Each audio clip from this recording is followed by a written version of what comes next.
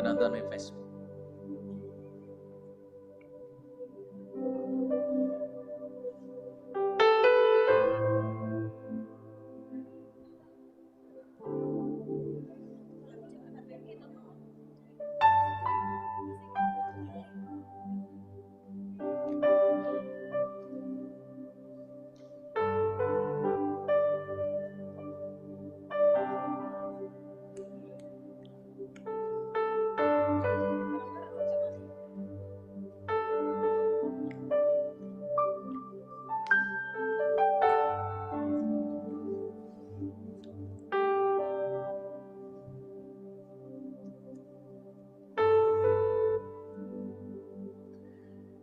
Shalom, Bapak Ibu sekalian, sidang jemaat yang saya kasih dalam Tuhan. Apa kabarnya?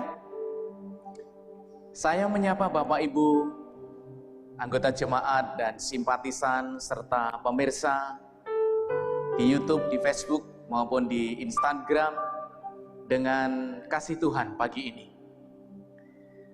Tidak terasa kita sudah 2 minggu tidak berjumpa di dalam ruangan gedung gereja. Dan kita berada di rumah kita masing-masing mengadakan ibadah secara live streaming seperti pagi ini. Kami berharap semua sidang jemaat, semua pemirsa sehat dan diberkati Tuhan. Saya akan membacakan ayat firman Tuhan sebelum kita masuk pada ibadah hari ini, yang diambil dari Mazmur 118 ayat yang pertama. Bersyukurlah kepada Tuhan, sebab Ia baik. Bahwasanya untuk selama-lamanya kasih setianya. Sekali lagi, ayat firman Tuhan pagi ini, bersyukurlah kepada Tuhan, sebab Ia baik. Bahwasanya untuk selama-lamanya kasih setianya. Saya mengajak untuk seluruh jemaat yang berada di rumah, mari kita tunduk kepala, kita berdoa bersama-sama, dan saya akan memimpin untuk memasuki ibadah pagi hari ini. Kita berdoa. Bapa, kami mengucap syukur untuk segala kebaikan-Mu. Kami ada sampai saat ini oleh karena kemurahan-Mu. Tuhan, Engkau masih memberikan kami nafas hidup, Engkau memberikan kami kesempatan untuk menjalani kehidupan ini. Engkau memberikan kami kesehatan dan sukacita. Kami percaya Tuhan bahwa Engkau tidak pernah membiarkan kami berjalan sendiri. Kami tahu dunia penuh dengan tantangan. Kami tahu dunia penuh dengan pencobaan dan ujian. Tetapi kami percaya bahwa Tuhan tidak pernah membiarkan kami berjalan sendiri. Engkau menyertai kami. Engkau memberkati seluruh umat-Mu yang pagi hari ini mengikuti ibadah di rumah masing-masing secara live streaming. Kami menyerahkan Tuhan para penata layanan yang ambil bagian dalam ibadah pagi hari ini, yang ambil bagian dalam pelayanan pagi ini, Engkau pakai dengan pimpinan Roh Kudus. Kami bersyukur untuk tim multimedia yang sudah bekerja keras, yang ingin menampilkan tayangan yang terbaik bagi Tuhan. Kiranya semuanya memberkati seluruh umat dan pemirsa dimanapun berada. Kami menyerahkan Bapa sepenuhnya waktu ibadah kami pagi ini, dari awal pertengahan hingga akhirnya kami serahkan kepadamu. Di dalam nama Yesus Kristus Tuhan, Juru Selamat kami yang hidup, kami naikkan doa dan ucapan syukur. Haleluya. Amin.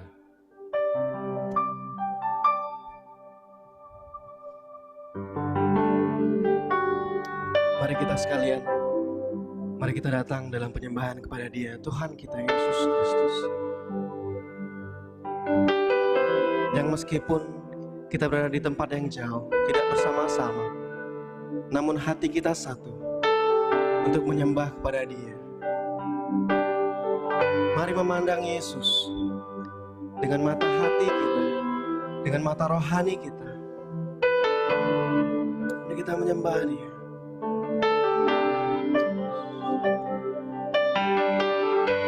Kami percaya Tuhan, meskipun kami dalam kondisi yang tidak nyaman, kami percaya bahwa pencobaan-pencobaan yang kami alami sungguh tidak melampaui dari kekuatan kami. satu hal yang kami tahu, yang kami percaya, bahwa rancangan Tuhan adalah rancangan damai sejahtera bagi setiap kami yang mau percaya kepadamu.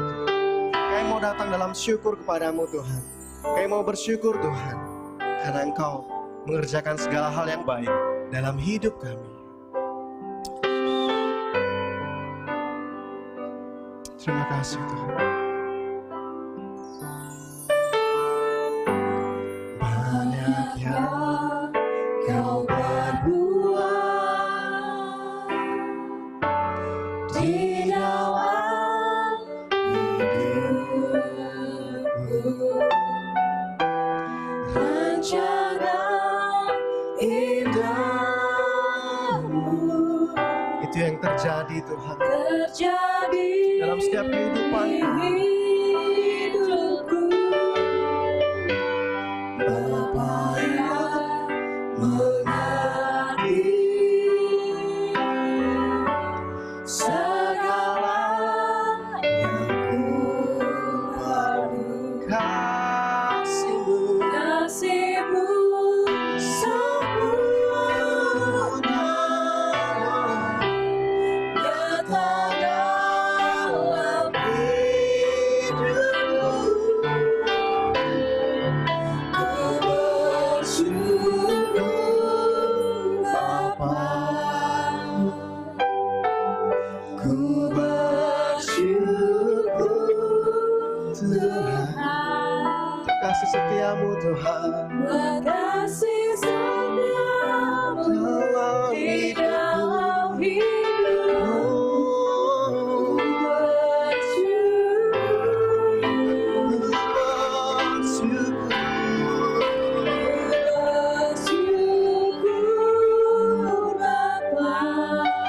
Bersyukur Tuhan,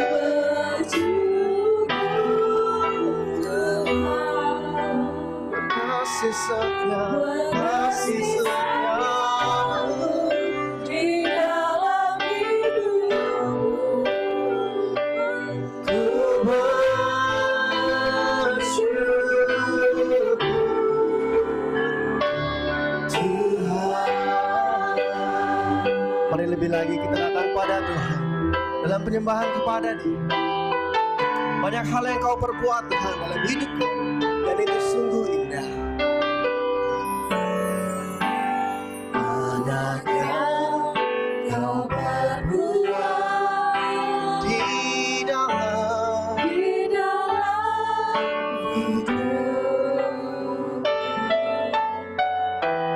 Rancangan indahmu terjadi di hidupku. Bapa yang mengerti segala yang ku perlu.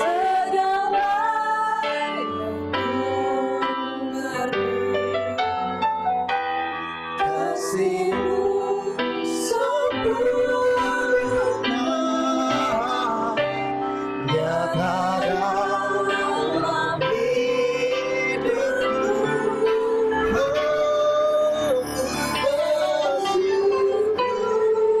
Bapa, ku bersyukur Tuhan, kasih setiamu di dalam hidupku. Ku bersyukur, ku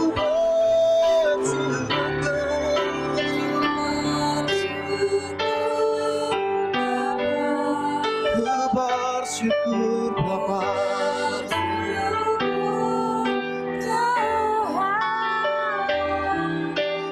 Kasih setiamu di dalam hidupku. Ku bersyukur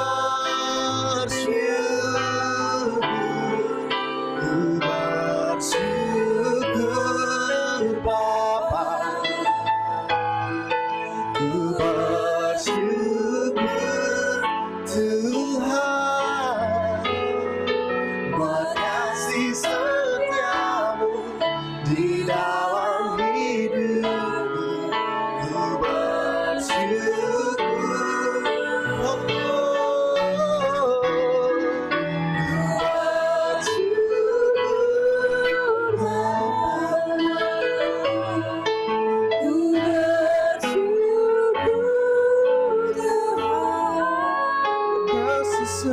Oh, kasih setiamu di dalam hidupku.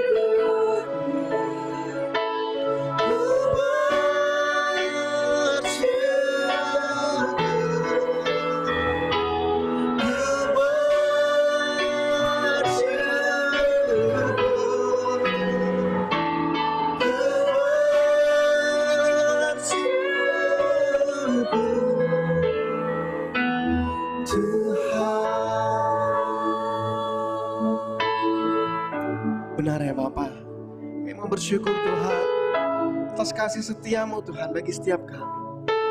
Jika kami boleh dalam kondisi yang sehat, boleh survive sampai dengan saat ini Tuhan, itu semua karena kasih karunia-Mu Tuhan, kasih setiamu Tuhan bagi setiap kami.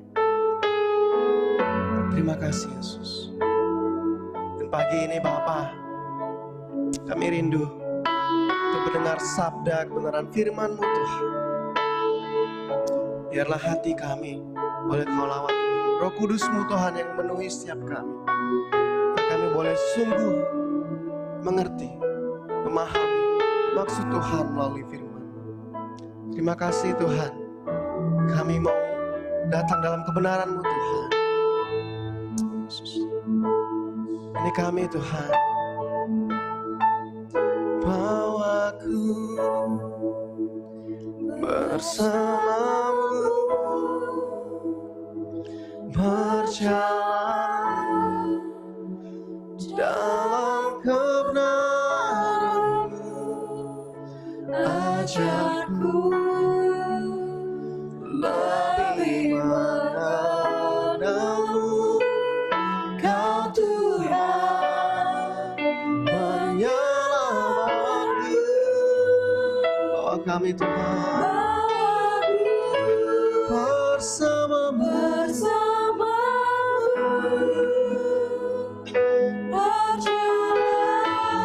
berjalan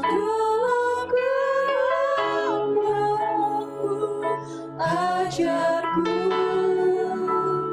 lebih mengerti-Mu, Kau Tuhan kemenanganku.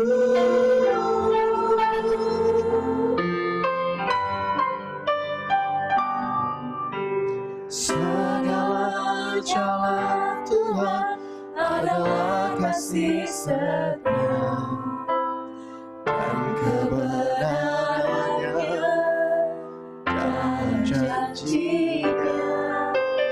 Ingatlah jalan Tuhan adalah kebenaran dan kebaikannya untuk selamanya.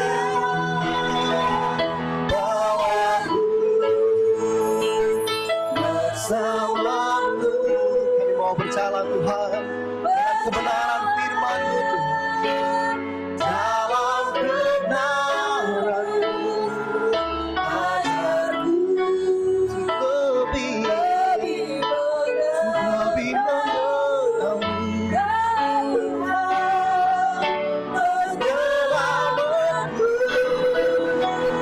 Bawaku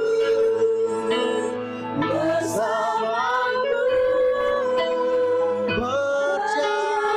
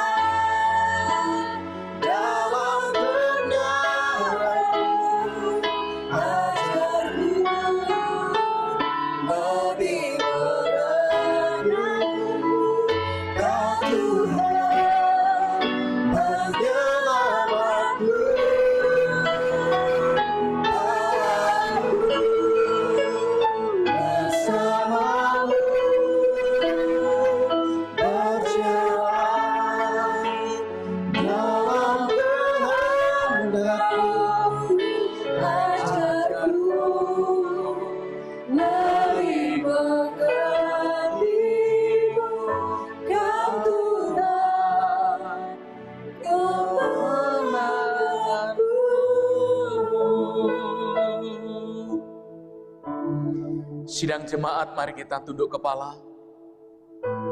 Kita berdoa menghadap Tuhan.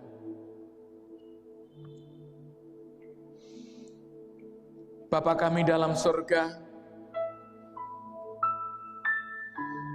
kami bersyukur pagi ini ya Tuhan, karena Engkau masih memperkenankan kami untuk menghadap Tuhan, menyembah Tuhan, melalui ibadah di rumah kami masing-masing, dengan mengikuti ibadah secara live streaming pagi ini. Kami rindu berjalan di kebenaran-Mu ya Tuhan. Ajar kami lebih mengenal-Mu secara pribadi, sehingga kami mengerti apa yang menjadi kehendak Tuhan dalam setiap kehidupan kami.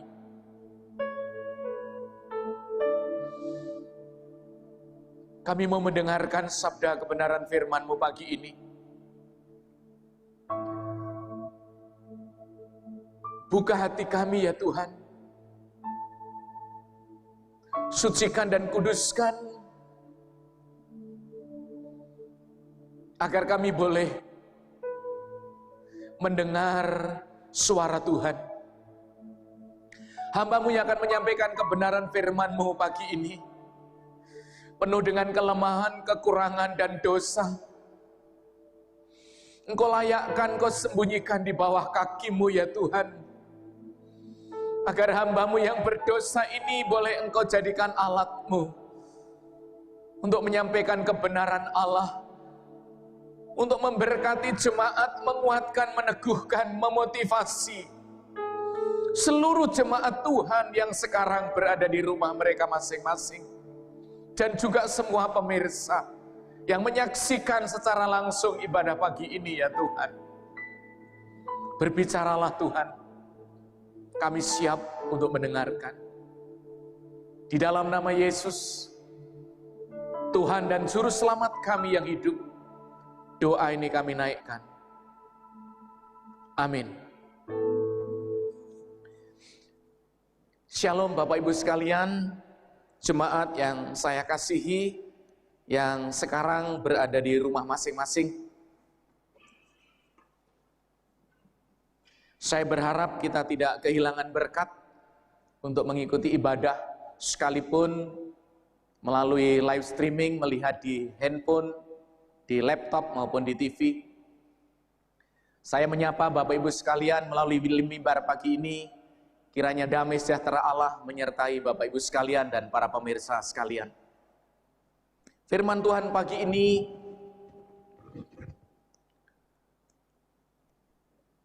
saya beri judul Iman Membawa Kemenangan.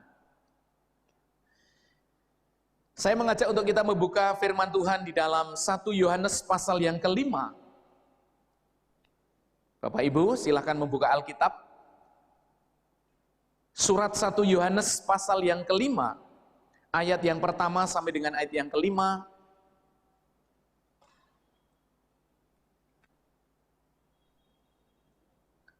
Saya akan menuntun Bapak Ibu untuk membaca ayat ini, dan silahkan Bapak Ibu untuk mengikutinya. Di bawah perikop iman mengalahkan dunia.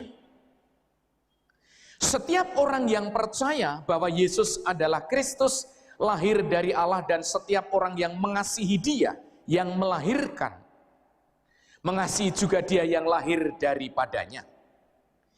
Inilah tandanya bahwa kita mengasihi anak-anak Allah, yaitu apabila kita mengasihi Allah serta melakukan perintah-perintahnya. Sebab inilah kasih kepada Allah, yaitu bahwa kita menuruti perintah-perintahnya. Perintah-perintahnya itu tidak berat, sebab semua yang lahir dari Allah mengalahkan dunia. Dan inilah kemenangan yang mengalahkan dunia, iman kita. Siapa yang mengalahkan dunia? Selain daripada dia yang percaya bahwa Yesus adalah anak Allah.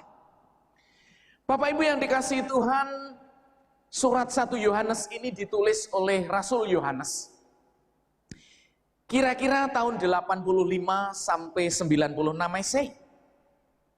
Yang ditujukan kepada orang-orang percaya, pengikut Yesus keturunan Yahudi saat itu.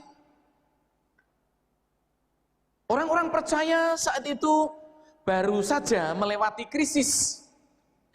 Sehingga Yohanes terdorong untuk menulis surat ini. Tetapi ada kelompok orang yang mengundurkan diri dari kekristenan, dari persekutuan saat itu. Dan tidak lagi menerima Mesias keturunan, Mesias orang Yahudi. Tidak lagi dipercayai. Atau tidak lagi dia mempercayai Yesus sebagai anak Allah.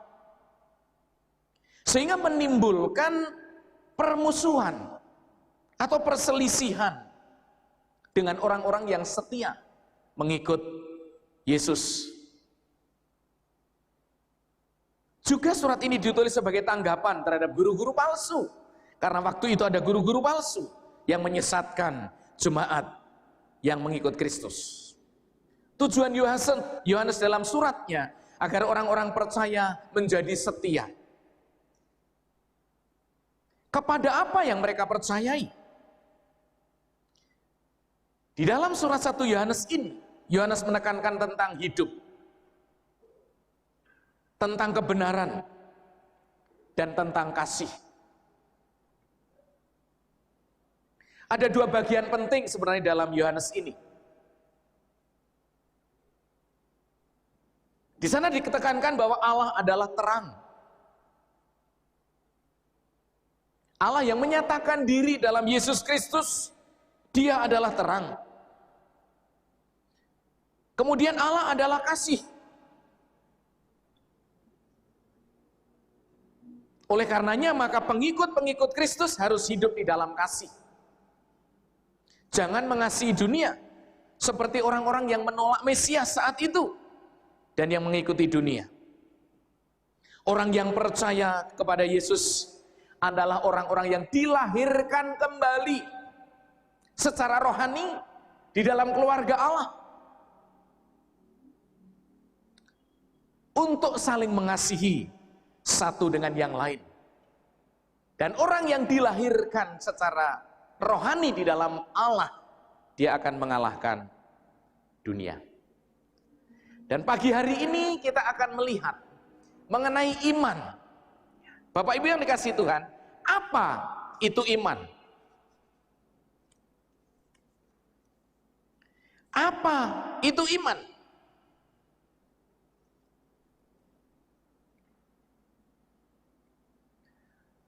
Secara etimologi, itu rasa percaya kepada Tuhan. Iman sering dimaknai percaya. Ini kata sifat. Kemudian iman bisa dimaknai sebagai kepercayaan. Itu kata benda. Saya akan menunjukkan kepada Bapak Ibu sekalian contoh Alkitab dari Lukas pasal 8 ayat 25.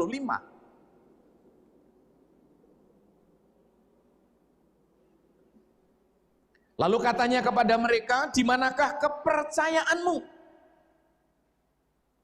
Maka mereka heran dan takut, siapa sebenarnya orang ini sampai memberi perintah kepada angin dan ombak dan itu ia pun ditaati.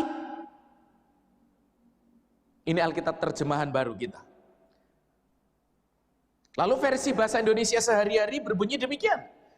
Di dalam Injil yang sama, Lukas 8 ayat 25. Lalu Yesus berkata kepada pengikut-pengikutnya, mengapa kamu tidak percaya kepadaku? Di sana ada kata percaya.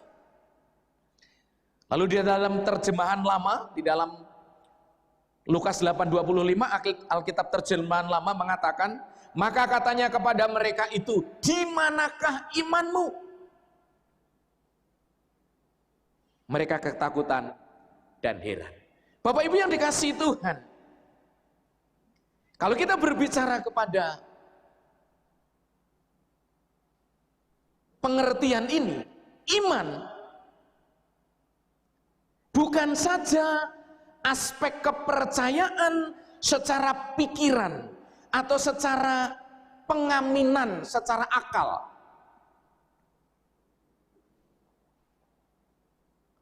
Tetapi juga ada aspek hubungan antara umat dengan Tuhan. Itu iman. Jadi iman tidak hanya cukup kita tahu bahwa kita percaya, bukan. Iman tidak cukup bahwa kita hanya mengerti secara akal, bukan. Tetapi iman juga ada aspek hubungan secara pribadi antara manusia dengan Allah yang dituntun oleh Roh Kudus untuk hidup sesuai dengan kehendak Allah. Itu iman. Iman sangat bertalian erat dengan hubungan umat itu sendiri kepada Tuhan secara kualitas. Iman tidak hanya percaya bahwa Tuhan itu ada. Kalau itu arti iman, setan pun percaya bahwa Allah itu juga ada. Tetapi iman menuntut keteguhan hati di dalam membangun hubungan kita dengan Tuhan dan kasih serta ketaatan kita terhadap keinginannya Tuhan.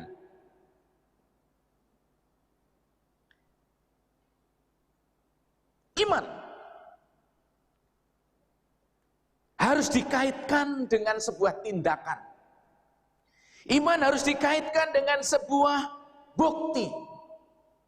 Oleh karenanya maka Yakobus berkata, iman tanpa perbuatan pada hakikatnya adalah mati. Jadi orang tidak cukup hanya berkata iman, aku percaya, tapi perbuatannya tidak menunjukkan kepercayaannya itu. Iman harus disempurnakan dalam perbuatan.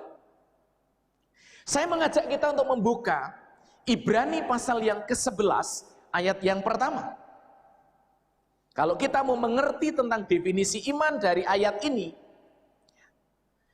firman Tuhan berkata demikian Bapak Ibu.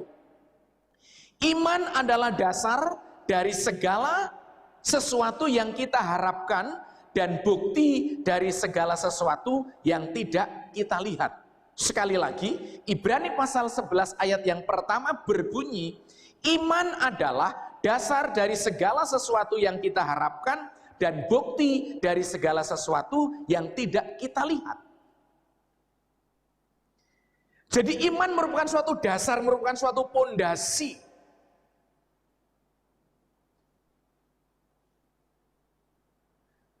Untuk memperoleh suatu harapan, dan harapan yang di depan itu belum kelihatan. Itu iman.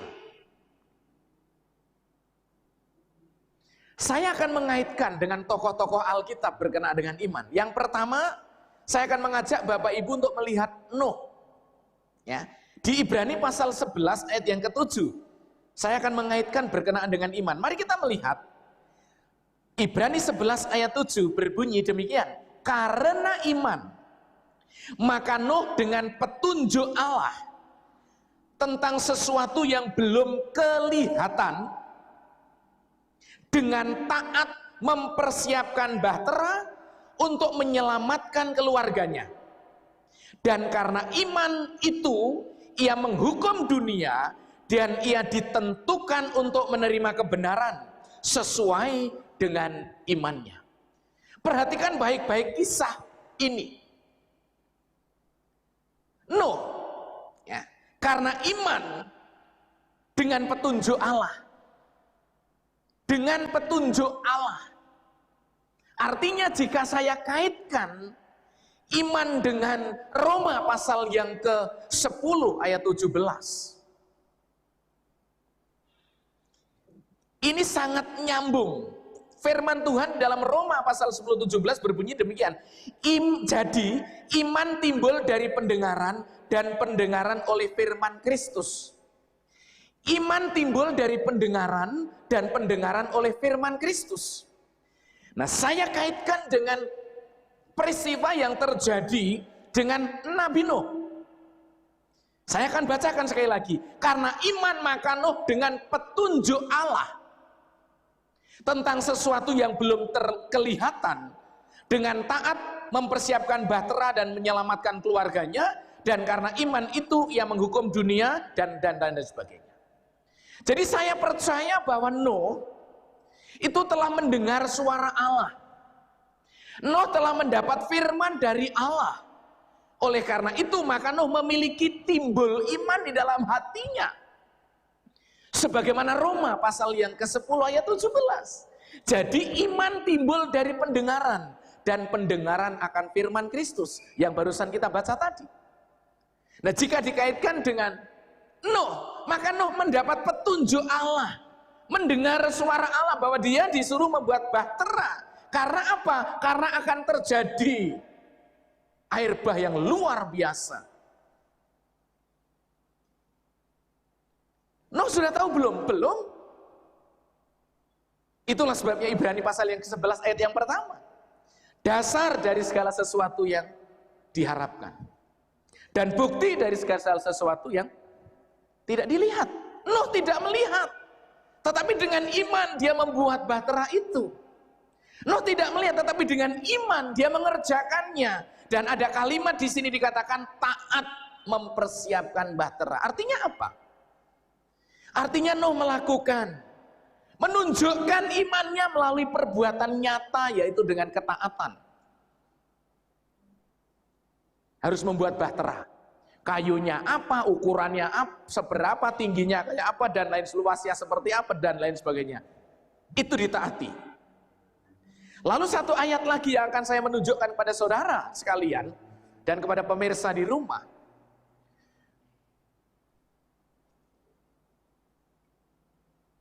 Bahwa iman itu kita kaitkan dengan apa yang ditulis di dalam Ibrani pasal yang ke-11 ayat 8. Ya. Ini saya akan bacakan bunyinya demikian. Karena iman maka Abraham ketika dipanggil untuk berangkat ke negeri yang akan diterimanya menjadi milik pusakanya, lalu ia berangkat dengan tidak mengetahui tempat yang ia tujui. Jelas? Klop, clear. Abraham saat dipanggil, ya, dia tidak mengerti mana yang harus dituju. Tetapi dia taat. Dia memiliki kepercayaan, memiliki iman yang kuat.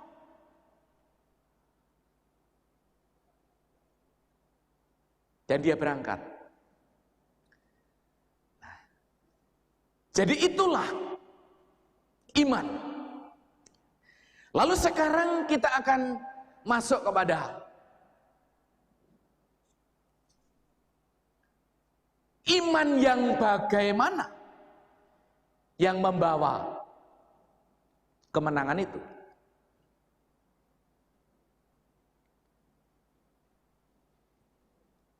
Yang pertama, iman yang membawa kemenangan adalah, agak terganggu nih PowerPoint saya nih ya. Yang pertama adalah iman yang dengan teguh hati mempercayai Tuhan. Perhatikan ayat yang pertama dari 1 Yohanes tadi. Setiap orang yang percaya.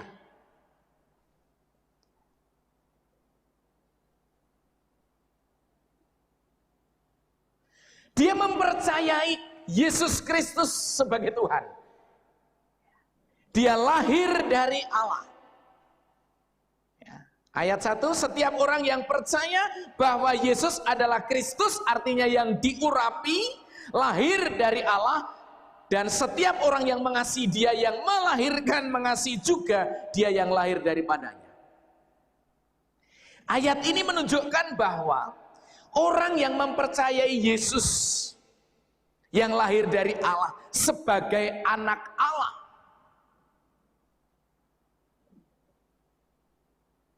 lalu mengasihi orang yang dilahirkan oleh Allah,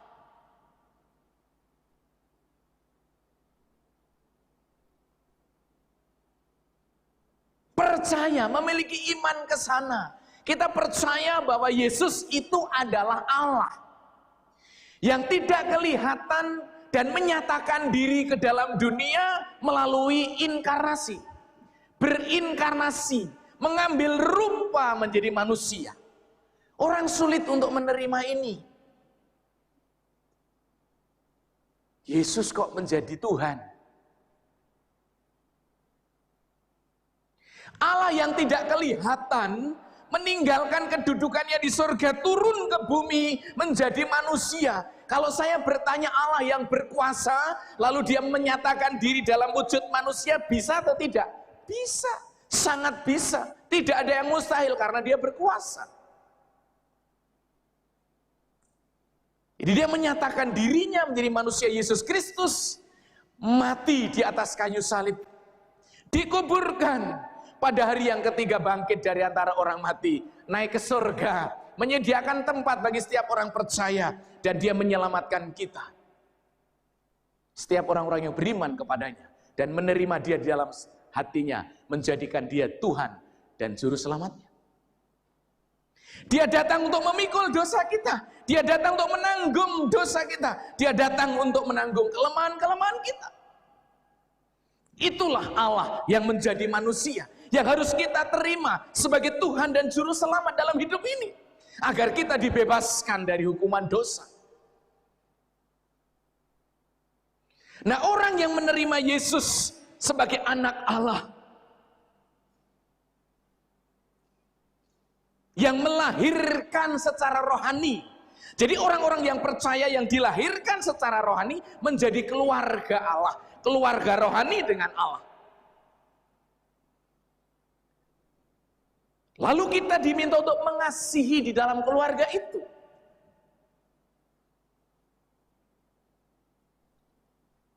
Jadi kita harus memiliki iman di dalam hidup setiap kita dengan keteguhan hati kita. Kita percaya dengan sepenuh hati dan mempercayakan seluruh hidup kita kepada Tuhan.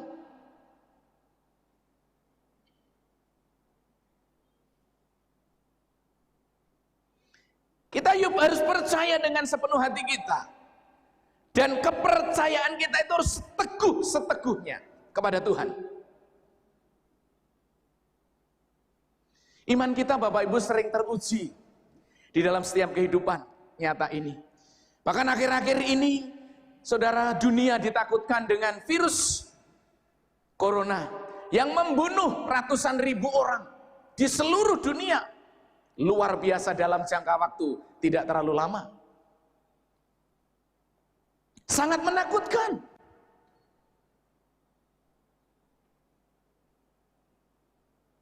Orang semua bersembunyi karena ketakutan itu.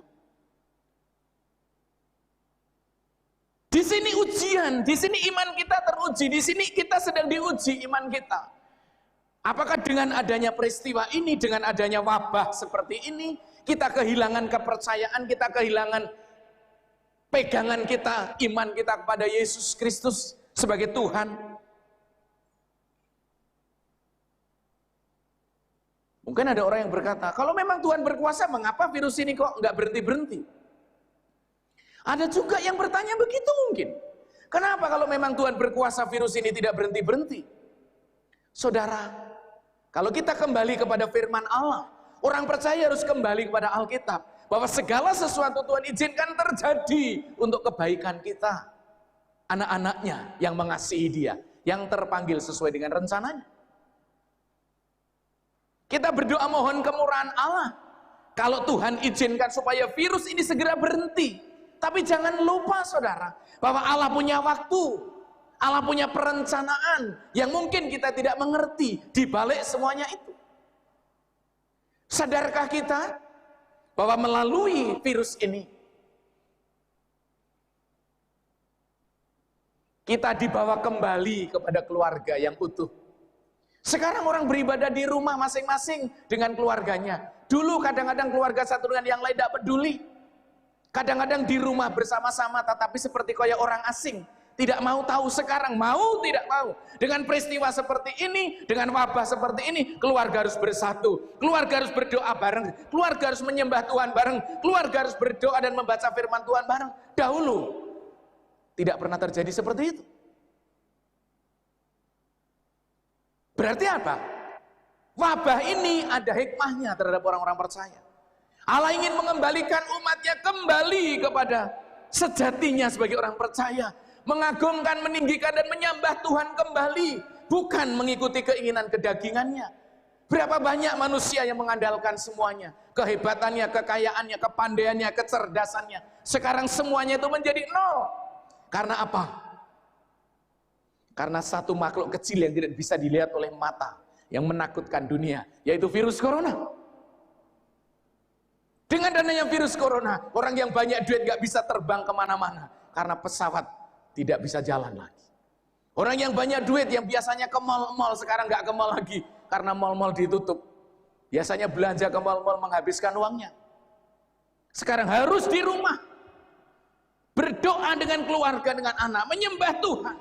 Karena Tuhan mau manusia kembali kepada jati dirinya, bahwa dia adalah ciptaan yang harus mengagungkan yang menciptanya, yaitu Tuhan Yesus. Oleh karenanya maka iman yang membawa kemenangan adalah iman yang mempercayai Yesus sebagai Tuhan dan Juru Selamat, dan yang berkuasa mengendalikan dunia ini.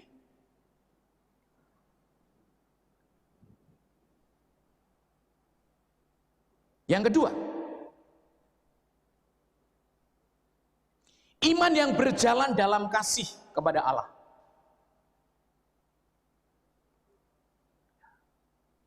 Iman yang berjalan dalam kasih kepada Allah.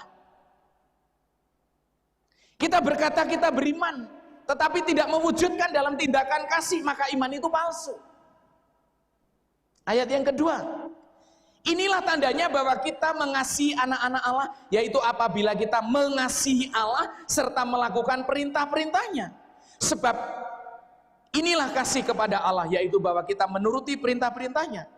Dan perintah-perintahnya itu tidak berat. Saudaraku yang dikasihi Tuhan, iman itu berjalan dengan kasih, bersama-sama dengan kasih. Kalau kita beriman mempercayai Yesus sebagai Tuhan dan Juru Selamat, lalu kita mengasihi Tuhan Yesus, kita harus mengasihi Tuhan Yesus, dan kita harus mengasihi sesama kita. Itu iman. Kasih kita kepada Allah akan membuahkan kasih kepada sesama. Oleh karenanya maka Yesus memerintahkan kita, kasihilah Tuhan Allahmu dengan segenap hatimu, dengan segenap jiwamu, dan dengan segenap akal budimu. Itulah hukum yang pertama dan utama. Dan hukum yang kedua yang sama dengan itu adalah kasihilah sesamamu manusia seperti dirimu sendiri. Saudaraku yang dikasihi Tuhan, ketika orang mengatakan aku mengasihi Yesus, maka implementasinya harus terlihat dari kita mengasihi Allah. Kita mengasihi sesama, maaf. Kita berkata kita adalah orang yang bertakwa kepada Tuhan. Kita adalah orang yang percaya kepada Tuhan. Kita adalah orang yang mengasihi Tuhan. Tetapi dengan teman-teman yang lain, dengan teman-teman seiman kita benci, kita memiliki akar pahit, kita menyimpan kesalahan orang itu, lalu kita tidak mau tegur sapa, imanmu itu palsu. Pikirkan baik-baik. Kalau kita berbicara tentang percaya kepada Yesus, mengasihi Yesus, tetapi kita tidak bisa mengasihi sesama, maka iman kita kepada Yesus adalah iman yang palsu. Ketika kita mengasihi Allah, mustahil untuk tidak bisa mengasihi sesama. Sebaliknya ketika kita berkata mengasihi Allah, namun kita tidak mengasihi sesama kita, kasih kepada Allah itu penuh dengan kebohongan.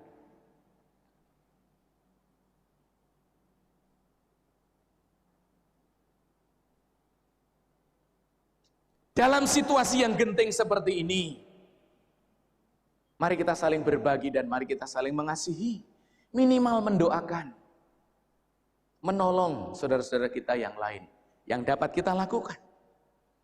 Jadi iman yang kedua adalah iman yang berjalan dalam kasih kepada Allah. dan kepada sesama. Lalu yang terakhir, yang ketiga, iman yang membawa kemenangan itu seperti apa? Iman yang membawa kemenangan adalah iman yang berjalan dalam ketaatan, saudara, terhadap perintahnya. Ayat 2b, ya, yaitu apabila kita mengasihi Allah serta melakukan perintah-perintahnya. Yang ketiga, sebab inilah kasih kepada Allah, yaitu bahwa kita menuruti perintah-perintahnya. Perintah-perintahnya itu tidak berat. Saudaraku yang dikasihi Tuhan, ketika kita mencintai Allah, ketika kita mengasihi Allah, maka kita mampu menuruti perintahnya. Ah, mosok Pak? Masa iya Pak? Berat bukan kalau menuruti perintah Tuhan itu berat loh Pak. Saya mau kasih tahu begini. Ya memang berat, kelihatannya memang berat. Dan itu memang berat. Memang berat. Misalnya, untuk mengampuni orang yang melukai hati kita. Untuk memberkati orang yang membenci kita. Itu tidak mudah. Tidak mudah. Kasihilah musuhmu dan berdoalah bagi yang menganiaya kamu. Tidak gampang.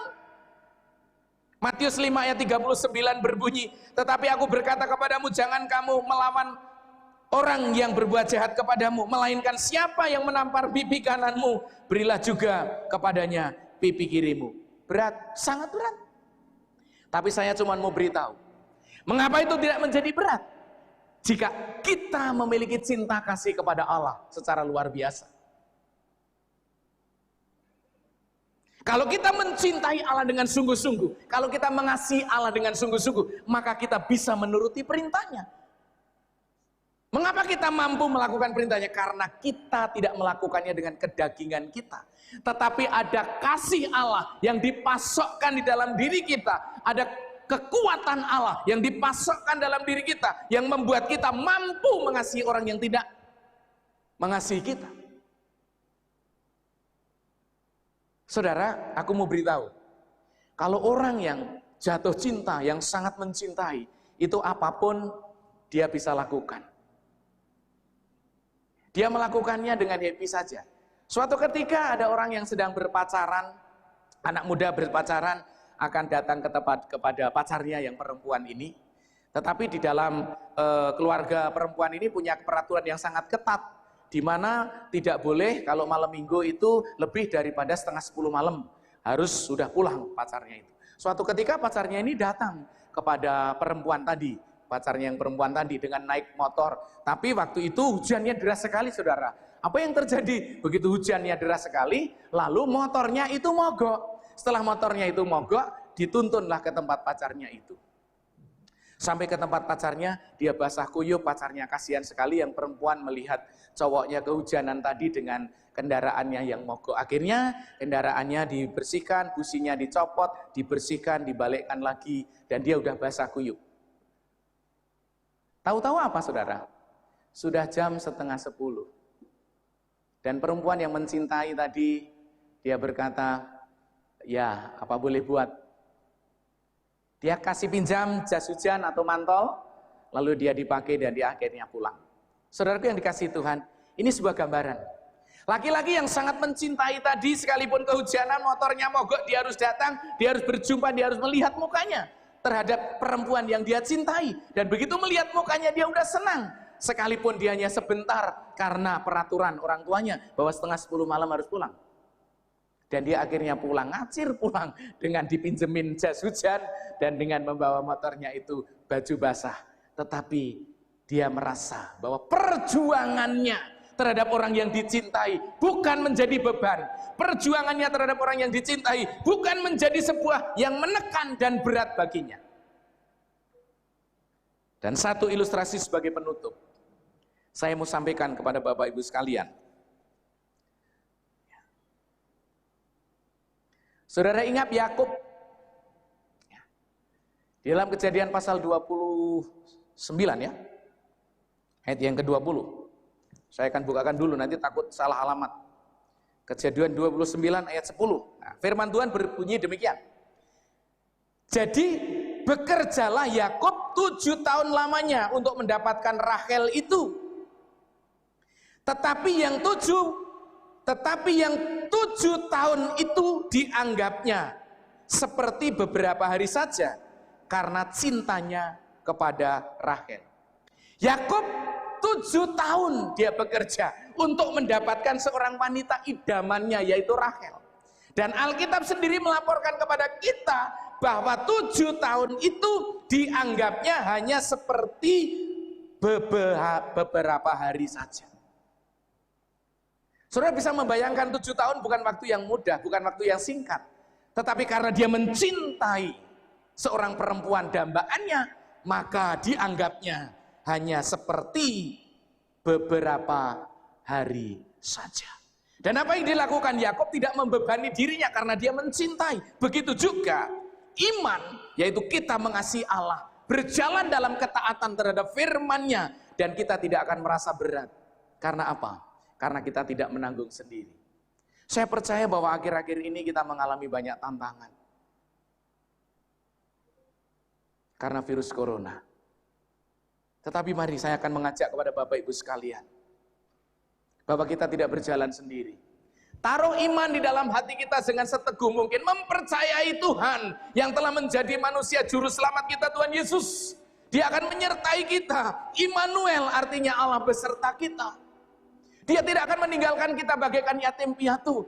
Taruh iman seteguh batu karang, mempercayai Dia, dan yakinlah apapun yang terjadi di bumi ini, Allah punya rencana yang baik. Dia tidak pernah meninggalkan kita. Dia akan bersama dengan kita. Saya percaya kita mengalami banyak kecemasan, ketakutan, kekhawatiran. Tetapi saya ingin mengajak kita kembali kepada kebenaran firman Allah. Percayai Tuhan bahwa kita tidak berjalan sendiri. Dia menyertai kita. Tangan kanannya akan membawa kita menuju kepada kemenangan, saudaraku yang dikasihi Tuhan. Kalau Tuhan berkenan, mari kita berdoa untuk minta agar virus ini dihentikan. Tapi biarlah waktu Tuhan yang terjadi, kehendak Tuhan yang terjadi, bukan kemauan kita. Saya mengajak kita semua tunduk kepala. Kita menghampiri Tuhan di dalam doa. Mari kita datang pada Tuhan. Kita akan diantar oleh sebuah pujian untuk menguatkan setiap iman kita, bahwa Tuhan ada bersama kita dalam situasi dan saat kapanpun. Tidak pernah Tuhan membiarkan kita sendiri, saudara. Tidak pernah kita dibiarkan bagaikan yatim piatu. Dia datang di dalam dirimu. Mungkin saudara hari ini punya masalah, mungkin saudara hari ini punya pergumulan, mungkin saudara hari ini sedang ketakutan, mungkin saudara hari ini sedang mengalami begitu beban yang sangat berat, seolah-olah tidak ada jalan keluar. Jangan pandang beratnya masalahmu, tetapi pandanglah Yesus Tuhan yang berkuasa menyelesaikan, memberikan kekuatan terhadapmu, sehingga kau mampu menghadapi semua ujian dan pergumulan ini. Singer akan menuntun kita melalui pujian ini, dan mari kita renungkan syair daripada pujian ini agar kita dikuatkan dan diteguhkan olehnya. Engkau ada bersamaku ya Tuhan.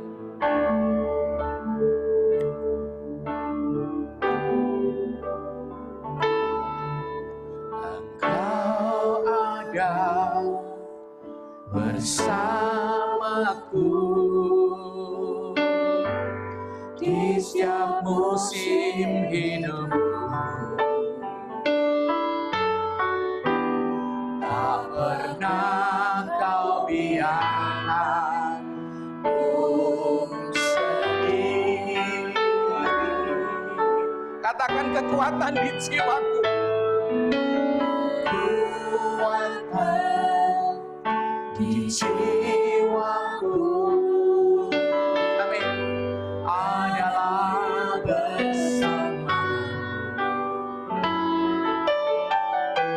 tak pernah ku ragukan kasih-Mu. Katakan hanya bersamamu Tuhan.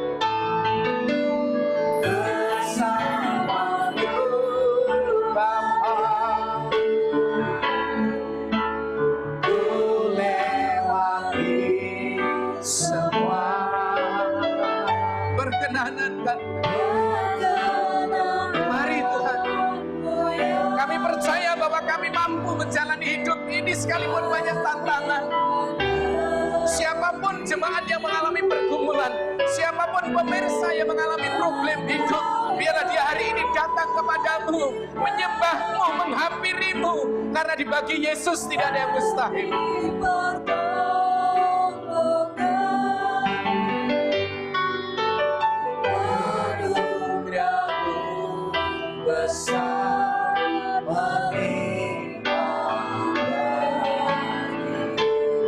Bersamamu ya Tuhan,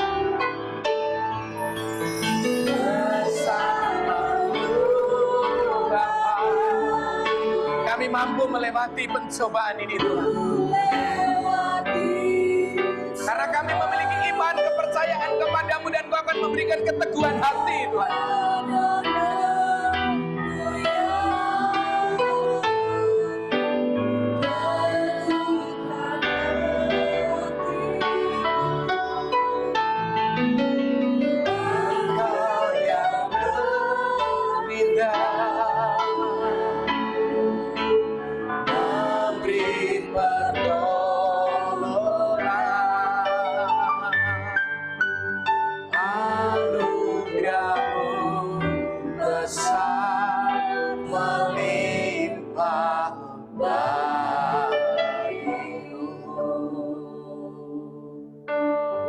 Seluruh sidang jemaat dan pemirsa, jika engkau memiliki permasalahan dan pergumulan, datanglah kepada Tuhan.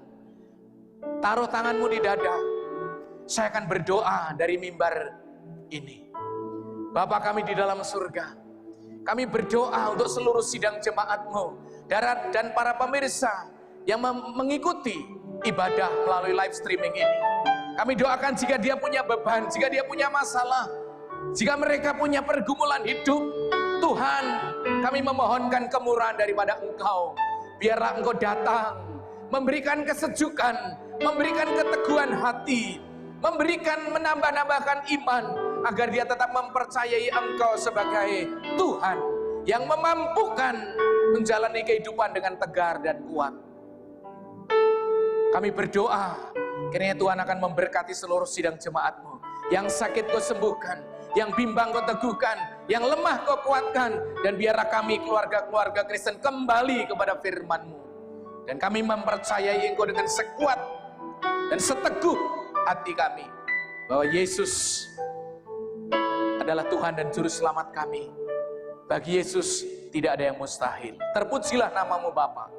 Biarlah segala kemuliaan, pujian, dan pengagungan kami kembalikan padamu dalam nama Yesus. Kami berdoa dan mengucap syukur. Haleluya. Amin. Tuhan memberkati kita sekalian. Bapak Ibu yang dikasihi Tuhan, kita telah diberkati melalui kebenaran firman hari ini, dan saya akan menyampaikan beberapa pengumuman ataupun warta gereja pada pagi hari ini. Mohon diperhatikan. Diberitahukan kepada sidang jemaat dan simpatisan bahwa ibadah Jumat Agung pada tanggal 10 April 2020 akan diadakan perjamuan Tuhan. Ya. Dan firman Tuhan akan dilayani oleh hambanya Pendeta Muda Artinus Stella Banua MTH. Dan akan diadakan perjamuan Tuhan saat itu dipimpin oleh Pendeta Immanuel. Saya sendiri akan memimpin perjamuan. Dan ibadah akan disiarkan secara langsung. Ya, Bapak Ibu bisa melihat, mengikuti melalui live streaming di YouTube, di Facebook, dan di Instagram. Kemudian, seluruh sidang jemaat diimbau untuk berpuasa dan berdoa selama sepekan sesuai dengan himbauan dari Sekjen GGBI, agar kita berdoa, mohon kemurahan Tuhan, supaya Tuhan boleh memberikan kekuatan dan keteguhan iman di dalam menghadapi wabah yang sangat mengerikan ini, virus corona ini. Kita diminta untuk berpuasa pada tanggal 6, mulai besok, sampai tanggal 11, yang dimulai puasa kita pada pukul 6 pagi dan diakhiri pada pukul 6 sore. Warta berikutnya bahwa tanggal 12, hari Minggu depan, kita masih akan mengadakan ibadah secara live, ya. Kemudian ibadah itu dimulai jam 9 pagi, ya. Silakan Bapak Ibu juga bisa mengikutinya melalui Facebook, YouTube, dan Instagram. Kemudian Bapak Ibu yang dikasihi Tuhan, bahwa Bapak Ibu dipersilahkan untuk memberikan persembahan di dalam ibadah itu, ya, dengan dua cara. Yang pertama, persembahan satu keluarga bisa dikumpulkan, ditaruh di dalam amplop, lalu diserahkan kepada bendahara gereja, dibawa ke kantor gereja buka dari jam 8 pagi sampai jam 12 siang. Kemudian bisa ditransfer melalui rekening, ya, atas nama di Bank BCA, ya. Nomor rekeningnya tidak ditampilkan, ya. Nomor rekening saya akan bacakan. Nomor rekeningnya 8, ini BCA 855 509 9670. Kalau bisa ditampilkan di layar, atas nama Pendeta Immanuel Ragiono dan Lorencia Agnes. Sekali lagi, di BCA, rekening BCA dengan nomor rekening 855, tolong dicatat, 509 9670, atas nama Pendeta Immanuel Ragiono dan Lorencia Agnes. Kemudian Bapak Ibu yang dikasihi Tuhan, kita semua setiap hari diberikan pokok-pokok doa oleh tim pastoral untuk kita bisa doa serentak secara bersama-sama dalam keluarga kita masing-masing, dimulai tepat pada jam 21. Ya, tim pastoral akan menyiapkan pokok-pokok doa itu dan juga firman Tuhan yang ditulis atau dikirimkan melalui grup, ya.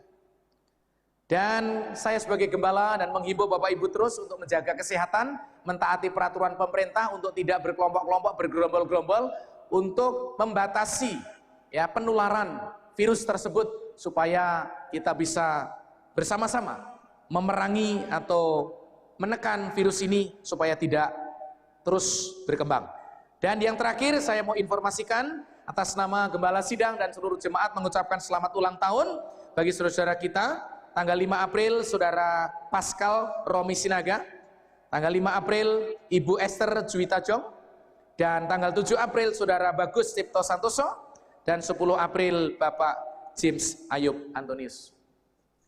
Selamat berulang tahun, panjang umur, tetap sehat, dan Tuhan memberkati kita sekalian.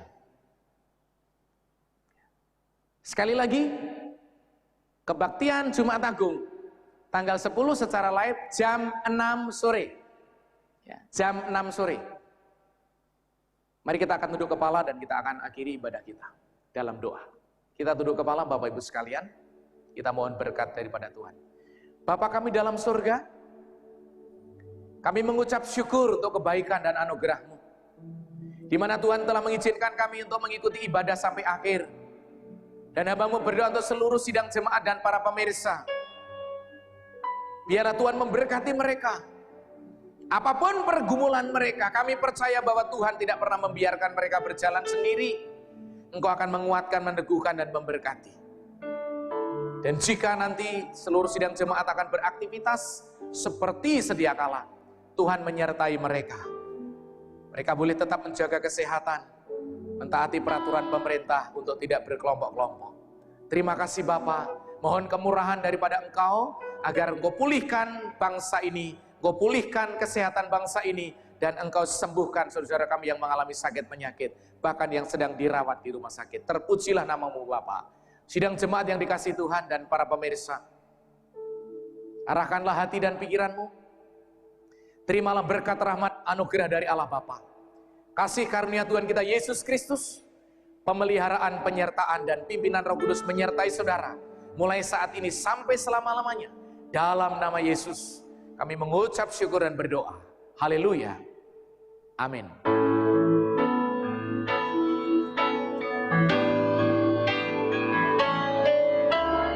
Tunjukkan kasih setia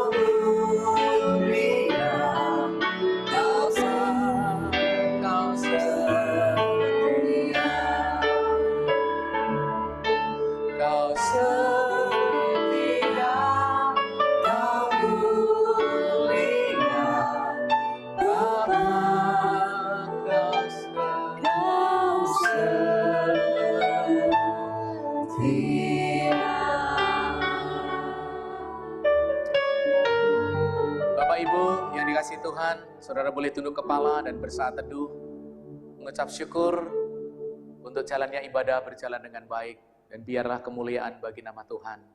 Selamat pagi dan Tuhan Yesus memberkati saudara sekalian. Amin.